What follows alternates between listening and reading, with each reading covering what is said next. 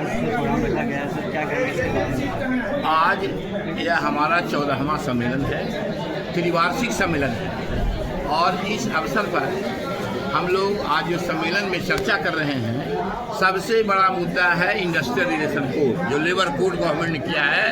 यह मजदूरों के अधिकारों को बिल्कुल समाप्त कर दिया गया है और नियोजकों के ऊपर जो खिलाफ में जो पेनाल एक्शंस थे उसको भी इसने समाप्त कर दिया है।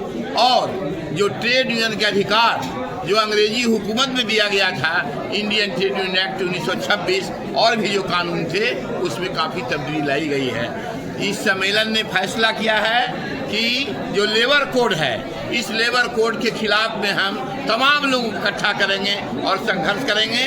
और 1 अप्रैल को जो मार्च है यहाँ पूरे देश के पैमाने पर, उस मार्च में भी हिस्सा बैंक कर्मचारी। सरकार से दूसरा है कि बैंकों में जो बहाली का सिलसिला है बिल्कुल ख़त्म हो गया है। तृतीय श्रेणी और चतुर्थ श्रेणी की कर्मचारियों की संख्या में काफ़ी गिरावट आई है, 25% के लगभग चली आई है।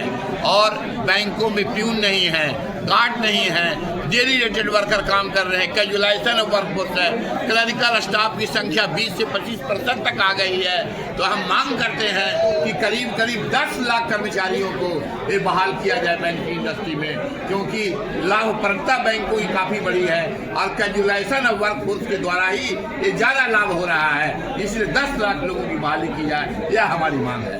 और तीसरा हमारा है कि जितने भी डेली रेटेड वर्कर हैं, कैजुअल वर्कर्स हैं, अवार्ड्स लागू नहीं हो रहे हैं।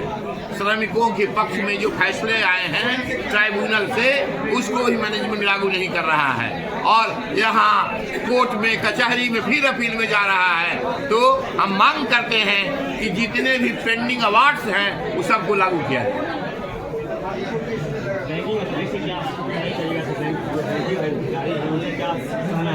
उनसे कहना है कि अब सब जो हमारी समस्याएं हैं, लेबर कोड, ये सब के खिलाफ में संघर्ष करेंगे सब लोग और सब लोग इसमें हिस्सा लें। B Prasad, president bank employee federation Bihar. Bank employee federation की ओर से वार्षिक सम्मेलन 14वां मनाया जा रहा है सर, क्या कहना है इसके बारे में? हमारा ये सम्मेलन जिस ढंग से है अभी सरकार के आर्थिक नीतियों के खिलाफ चौक चौराहे पर प्रदर्शन किए पूरे देश के बाहर, जो मजदूरों का संघर्ष है, पहले भी हुआ और आगे भी होने वाला है, उसके ऊपर हम लोग चर्चा करेंगे। बैंकिंग उद्योग की जो स्थिति है उसके ऊपर चर्चा करेंगे। अभी साथी ने कहा कि बैंकों में बहाली नहीं हो रही है, तो सरकार के पास 20-20 लाख करोड़ रुपया का कर्जा माफ करने का फंड है, लेकिन हमको हमारे ही पेंशन फंड में हमारा ही जमा पैसा से हमारा पेंशन अपडेशन करने का वो इच्छा नहीं है।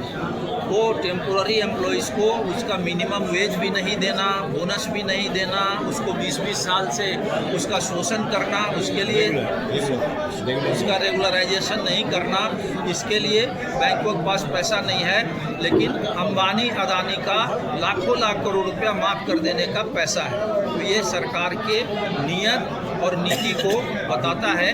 हम इन सारे नीतियों के खिलाफ जो देश में बेरोजगारी पैदा करता है, गैर बराबरी का परिस्थिति पैदा करता है, हम उस सब के खिलाफ हैं और इस सम्मेलन में उन सभी चीज़ों पर चर्चा करेंगे। बैंकों के निजीकरण के खिलाफ हम लोग संघर्ष करेंगे, बैंकों में नई बहाली के लिए हम लोग संघर्ष करेंगे।